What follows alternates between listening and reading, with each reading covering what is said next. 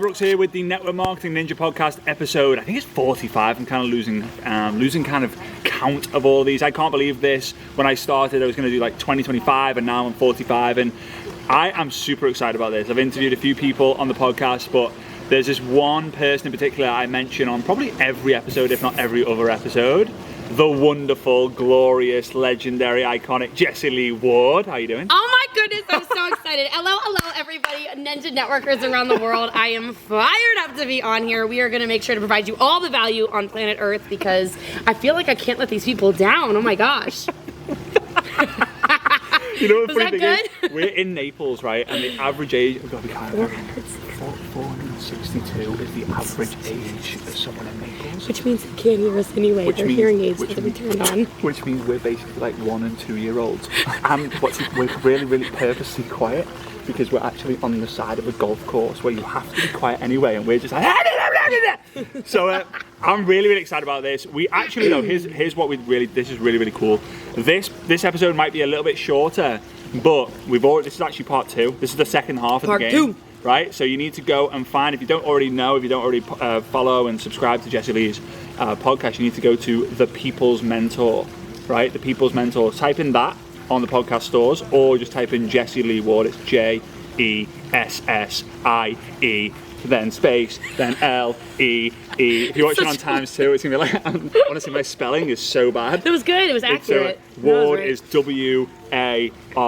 Just type in that, go follow it. Also, it's on YouTube as well, so you can go check that out. Appreciate you. All right, so here we go. I'd like to start by helping the guys get to know you a little bit more, so I'm gonna give you some quick fire questions. Ooh, I like it. I know you are on certain diets and all of that, so you might have to go. I can't have any of those above options. Oh, okay. Pizza or pasta? Oh no, that's really hard. No. Mostly pizza. Unless I'm really in a mood. What's your favorite kind of pizza? I really like pepperoni with pineapple. But I'm like aging. Do you like folding it over? No, I just eat it. But I'm also starting to really like peppers and onions. I think I'm aging and my tastes are changing. Peppers and That's a thing, right? Like your taste buds actually change. If your taste buds change, do you think your taste buds change as you get older? Yes, 100%. Okay. I think so. Yeah, I think so too. I think we like our nose grows, our ears grows. Don't our eyeballs stay the same since we're eyeballs babies? stay the same. I heard that, which is why babies are like bright-eyed. This is so valuable, right? And Jerusalem walls have been rebuilt 8 years. Yeah. I shouted out 7 from the back, and I was like, "Darn, 1 off." It might be 7. Like I really might be wrong. It probably is. We're very squirrely. Yeah. So we're like, "Oh, squirrel," and we'll go on something else. All right. So pizza. Favorite. If you are, there's like, you can do anything you want. You can have whatever you want, and you have to order something at the bar. What would you order? I don't drink, so it would be water with no ice. Right, me too. Well, no ice. No ice. Lemon, lime. I'd like both. Okay. Favorite Disney character?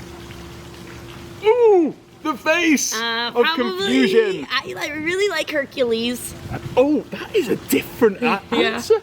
Does that mean your favorite Disney movie is Hercules? Hercules. No, that explains a lot about your partner. Because he is basically gorgeous, like, I know. No, you can't flex. He's behind the camera, and he's just flexed, and like an atom got created, and like the dude's crying. Now he's laughing, and his tears cure the common cold. And like, then why am I coughing? You've been on like I need you to cry. So Jessie Lee's just come off the back of a 782-day tour. So 62, literally. Okay, which is basically might as well be the same. I know. So like Led Zeppelin and the Rolling Stones don't go on tours that long, so that's how nuts it is. I don't blame them either, honestly. Now I understand it. So so you went around the US and then you came over to my part of the world in Europe, right? I did, and we literally kept switching cities. Like you left Cologne and went to the UK, and I was in Cologne, and then I went to the UK, and you were in Cologne, and it was all planned. It was all planned. No, so you went to Germany, UK, and Italy. Switzerland and France. Switzerland. As well. You what? Yeah. Oh, jeez. Yeah. Network marketing changed your life then. Yeah, absolutely. It's crazy too because you're so. I mean, I know a lot of people in the UK listen, or Europe in general. You're so famous over there. I would name drop you all the time. No. Like, and there would be times when I'm like from stage and be like, oh, let me text my friend. You know Frazer Brookes? Oh, I know I say his name right. Says it's amazing. Right. And they go, oh, Frazer, and then all these old bag of bones would be in the audience, all excited, and they'd start paying attention to me. You got to get in with the Germans somehow. Get in with the Brits. their heart, all their arms crossed. You say, Frazer Brookes, and they go, oh! Roll those R's. I swear we're getting kicked out of Naples by the end of this podcast. Oh, gosh. Yeah, all right, so. But really, I'm very impressed with how much of a following you have built. Now, so much in the United States as well, of course, Australia, everywhere. But it's really cool going to where you're from and seeing how much respect and love people have for you and how much you've helped them. I appreciate that. That's, it's. I believe in collaboration, like you do, contribution and not so much competition. We compete against ourselves, and you and me have little friendly, oh, that post was a banger, and this podcast was. But it's good because then we kind of steal from each other, but not in a bad way, and we give each other credit, which I love our friendship. Yeah, likewise. Yeah. Oh. So I just put my arm on her. Well, there is a video. Oh, there's a video. Of course there is. So it's okay. Right, I'll start kind of looking at the camera now. Sorry, guys. All right, so I know of you because of a number of different reasons. Your outrageousness. Your uniqueness, your unicornness, your energy, but you've dominated in everything you do. Obviously it wasn't always like that, which we explain more on part 1, so go check out the podcast part 1. We describe more in that. We're not going to do that again. But I know you mainly for the whole ATM thing and Facebook groups and how you duplicate. Sure. How did that kind of the story happen? How did it because everyone's using it now in some way, shape or form. And if they're not, then obviously you're going to hear they really should be. But what's the story? So I have always subscribed to The Obstacle is the Way, which of course is one of Ryan Holiday's books. I love him. His new book, Stillness is Key, is phenomenal as well. But at any rate, I was really struggling when I joined my first network marketing company almost 5 years ago because it was a company that had just gone through a whole rebranding for whatever reason. They were doing about $200,000 a month in sales, which is not good, obviously. And so, good or bad, however your perspective is.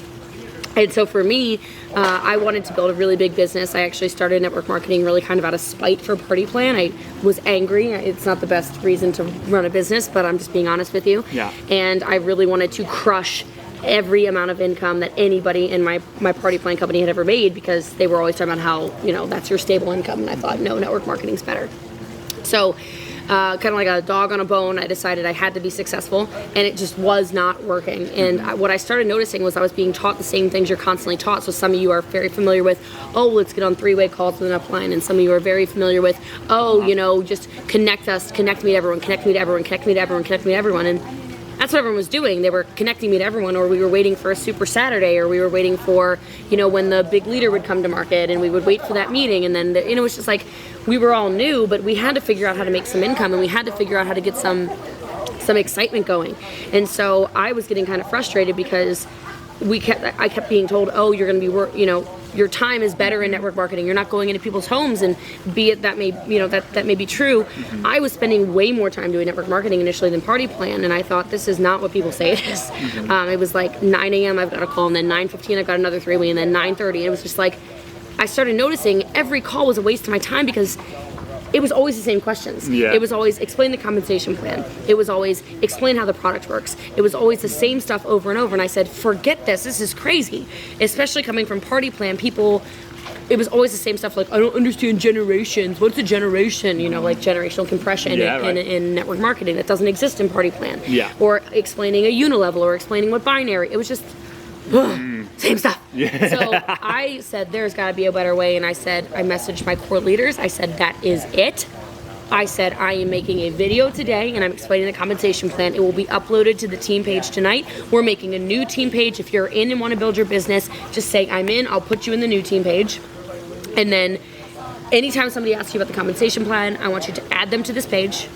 You're going to tag them in the video, and you're going to message them, just tagged you in a video, send me a thumbs up when you're done. I don't know where, it just made sense to me, right? Because that was the obstacle. The obstacle was I don't have enough time to keep explaining an hour-long compensation plan to people. And then we just started doing everything. Videos on where's the manufacturing, how long's the company been in business, who's the CEO. It was like all these little micro videos that people would just add to this group, tag them in a video, and then message, tagged, send me a thumbs up when you're done. And we just started going crazy through that. And then I said, well, where do we put our customers? Because you guys keep asking me the same questions with, well, what's the best way to take the program? How does this work? What products do I need? How does auto ship work? What are the discounts? Blah, blah, blah. And I said, oh my God, we have the same questions over and over again. All the time. Why do we make a group for just customers, and instead of having your little folders on your phone with your, before and after photos or whatever, I said, forget that. Let's not do that. Just no albums on phones anymore. Upload them to a group. Let's have all of them in one place. Let's use a hashtag system so they can find, fit over 40 or, hashtag mom bod or whatever, like whatever the things were. And then same thing, we started getting doctors' videos in there because it was always, well, what about this? What about that? I'm like, I'm not answering these questions on the phone anymore. And then so that was the birth of Ad Tag Message. Of course, it's cool because being the creator of all of it, you're able to innovate as well. So we've made a lot of pivots recently, actually the last maybe 6 months, which have expedited everything even faster. So it's turned our team onto an even faster growth curve, taking actually our, I'm writing the book, and so part of it is... Yes, you are. I know. Yes, you are. Done. Come on. Part of it, I'm teaching you how to leverage your leadership and create a collaborative environment with Ad Tag Message. And then part of it now, I'm also saying what we've just pivoted into as well recently, which is when your group gets to a certain size, and that's up to you, right? That's whatever you think it is. We've started getting virtual assistant teams on it, which is taking away from the leaders having to manage it and allowing them to run their businesses at the same time that we now have professionals actually doing the re-messaging and all of this stuff. So, and enforcing rules and whatever. One of the many things I like about you is I went to Dallas, spoke at an event in Dallas for Bob Hardig's event, and we got to hang out. Then Jessie Lee took me in her car, and that was an experience. That was an experience. Are you shocked I just won the Lamborghini for 2 months? No, I'm not shocked. I'm actually not shocked because you are rapid. Like I was like, you know when like you're a passenger in a car and you're using the floor mats as pedals as if you were driving. The brake pedal was just like on the whole time. Oh come on! I subtly reached for the side, like I subtly reached for the arm of the side of the car, and I'm like, please. Oh come on! Please be like, no. But it was safe though. It wasn't like, oh my days, this. I'm not a jerky driver or anything, but I do like speed. You're totally cool. One of the things I love about you is I was in your. We were hanging out in your house, and you were like, "Hey, I've got to do a real quick presentation." I'm like, "What? You actually do the presentation?"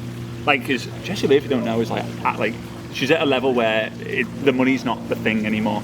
It's like there's so much more than that now because it's just it's so great. But you actually jumped on. You did a presentation. You nailed it. You did it in such a great process. It wasn't just like the company was founded in It was like it was a story from start to finish. You shared your you and everything about the company and all that. It was great. Thank you. But then you said you do it every day. Yeah. And I was like, what? So although you've got this Ad Tag Message strategy, you still do the live events.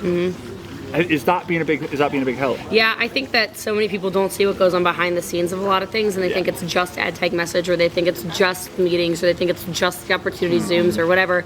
And so I just won some award for our company called the Pace Setter Award for 2019. Nice. That's cool. And I mean, it was the perfect thing, I guess, because it's like I am just so willing to run, and I think if you want to be a success in your business, whatever success looks like to you, you have to understand what it's going to actually take. And so to take things to the next level, it's not a 2-week tour that's going to take us from what we're doing a month, $5-6 million in sales a month. It's not going to take us to what I'm doing now is not going to take me to 10. So a 2-week tour is not going to take me from 5 million a month in sales to 6 or 6 to 7. Like you have to do exponentially more things, and I think a lot like that word pace setter I really was motivated by, because I don't expect anybody to outpace me.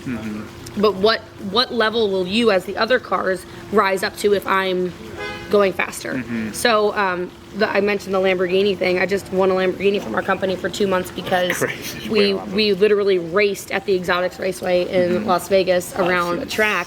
All literal race cars. I was driving a Ferrari 488, racing Lamborghinis and Porsches, amazing. All open exhaust, so you're just like crazy. And I'm about to pull out on the track, and he goes, "Hold on a minute, it's a gang of cars out there." I said, "What do you mean?" He goes, "You're actually gonna race," and I'm like, What? And you're in a $500,000 car. I'm like, if I like, what happens if somebody like?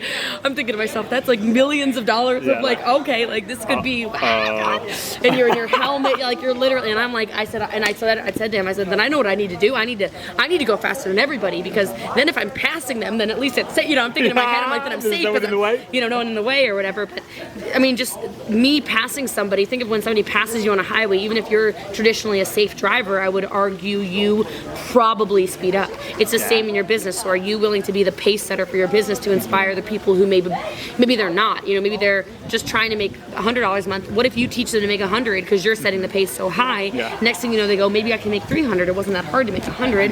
Maybe I can make 500. And next thing you know, their whole life has changed because they're making $800 a month or something. Well, you and I was again on part one. Again, as I've said before, go find Jessie Lee's podcast. Just type in Jessie Lee Ward or The People's Mentor. On part one, we spoke a lot about the fact that me and Jessie Lee, we both wanted to make $300 a month when we first started. It's wild. And it got to the situation where you just went on a mission to help more people make $300 a month, $300 a month, $300 a month. Yep. Have you always been creative? Because me, right, like I was never an executioner, and I was never a creative person. I liked art and stuff, but I wasn't like, have you? Because I feel like you have.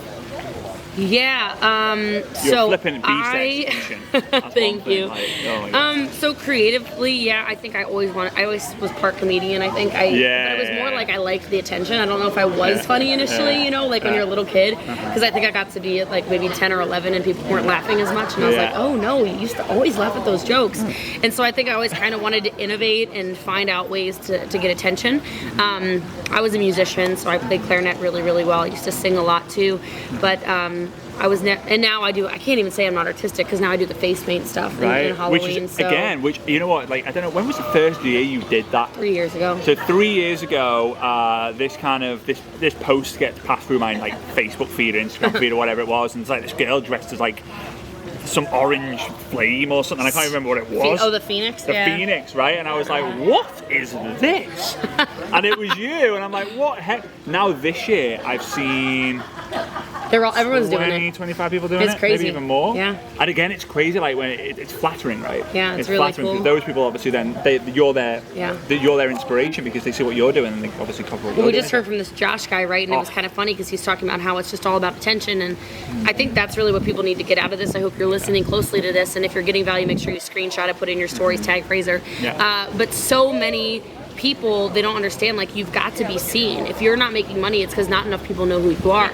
So I was thinking to myself, what's going to get people to watch me? So people used to say, why'd you dye your hair a million colors? I mean, it was literally for attention. Why'd you shave your head? It was for attention. Why did you do the makeup? It's for attention. Why did you pick up the LOLO sign? It was for attention. Why did I have the sparkly backdrops? Attention. And I was just telling Josh, I'm like, because he's talking about, get some chocolate and melt it in a tub. I keep burping because I'm drinking water. My God.